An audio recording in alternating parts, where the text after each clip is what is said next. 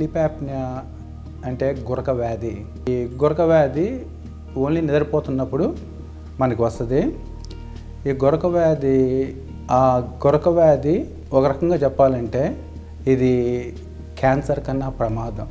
గురక వ్యాధి నిద్రపోతున్నప్పుడు wind pipe, ఇక్కడ మన శ్వాస విండ్ పైప్ ఉంటుంది, నిద్రలో విండ్ పైప్ క్లోజ్ అయిపోతే కొలాప్స్ అవటం కానీ ఉండేప్పటికీ మన బ్రీతింగ్ ఆగిపోతుంటుంది.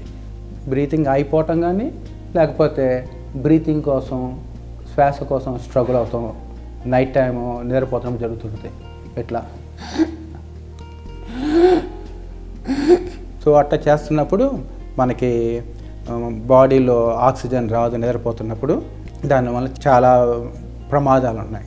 స్లీప్ యాప్నియా జనరల్గా చిన్నపిల్లల్లోనూ పెద్దవాళ్ళలోనూ అందరిలో వస్తుంది. పెద్దవాళ్ళలో ఏంటంటే మన బ్రీతింగ్ ఆగిపోవటం కానీ స్ట్రగుల్ అవటం కానీ గబక్కలు నెస్తంగాలో అట్లా కనిపిస్తుంది. చిన్నపిల్లల్లో ఏంటంటే చిన్నపిల్లల్లో కూడా ఉంటుంది, స్నోరింగ్ ఉంటుంది. కొంతమందికి స్నోరింగ్ ఉండకపోవచ్చు, ఉండకుండా ఇందాక చెప్పినట్టు హెవీ బ్రీతింగ్ పిల్లల్లో కూడా అని చేస్తుంటారు, హెవీ బ్రీతింగ్ అంటాం. ఈ రకంగా పిల్లల్లోనూ పెద్దవాళ్ళలోనూ అందరిలో కనిపిస్తుంటుందండి. స్క్రీనింగ్ అనేది పెద్ద కష్టం కాదు. మనకి ఇక్కడ 2 రకాలు ఉంటాయి. ఒకటేమో హోమ్ స్టడీస్ అంటారు, కొన్నేమో ల్యాబ్ స్టడీస్ అంటారు. ద ప్రిన్సిపల్ ఎలా కనుక్కుంటామంటే నిద్రపోతున్నప్పుడు శ్వాస ఆగిపోయిందా, ఆగిపోతే బాడీలో ఆక్సిజన్ డ్రాప్ అయిందా అనేది చూసుకుంటాం. అది ఎలా చేస్తామంటే ఒక ఆక్సిజన్ ప్రోబ్ పెడతాం, ఇక్కడ ఆక్సిజన్ అది సెన్సార్ చేస్తుంది. ఇంకోటేమో ఒక సెన్సార్ ఏమో ముక్కు దగ్గర పెడతాం. శ్వాస ఆగిపోతుంటే ఈ సెన్సారు ఆగిపోతుంది. సో శ్వాస ఆగిపోవటం వలన ఆక్సిజన్ తగ్గిపోతుంది బాడీలో. ఆక్సిజన్ తగ్గిపోవటం వల్ల ఈ ఆక్సిజన్ ఈ సెన్సార్లో మనకు తెలుస్తుంది. సో ద మెయిన్ ప్రిన్సిపల్ ఏది, బ్రీతింగ్ ఆగిపోవటం వల్ల ఆక్సిజన్ తగ్గిపోతే అప్పుడు మనం దాన్ని కరెక్ట్ చేయాలండి. కొంతమందికి మైల్డ్ స్నోరింగ్ ఉంటుంది, లేదా స్నోరింగ్ చేస్తున్నా కూడా వాళ్ళకి ట్రీట్మెంట్ అవసరం లేదు. ఆక్సిజన్ డ్రాప్ అవుతున్నప్పుడే వాళ్ళని ట్రీట్ చేయాలి. అది హోమ్ స్లీప్ స్టడీ. కొంతమందికి సీజర్ పేషెంట్కి, స్ట్రోక్ పేషెంట్స్కి అటువంటి వాళ్ళకి హోమ్ స్టడీస్ పనికిరాదు. అప్పుడు వాళ్ళని హాస్పిటల్లో స్లీప్ ల్యాబ్లో పెడితే ఆ స్లీప్ ల్యాబ్లో ఒక టెక్నీషియన్ దగ్గరుండి అంత ఎలక్ట్రోడ్స్ పెడతాం, సెన్సార్ పెడతాము, దానివల్ల కనుక్కోవచ్చు. బేసిక్గా ఇది మిగతా దానిలాగా సర్జరీస్ అని, బైపాస్లని, స్టెంట్లని ఏం ఉండవండి. ద మెయిన్ ప్రిన్సిపల్ ఏంటంటే జీవితం కంటిన్యూ కావాలంటే ఆక్సిజన్ కావాలి.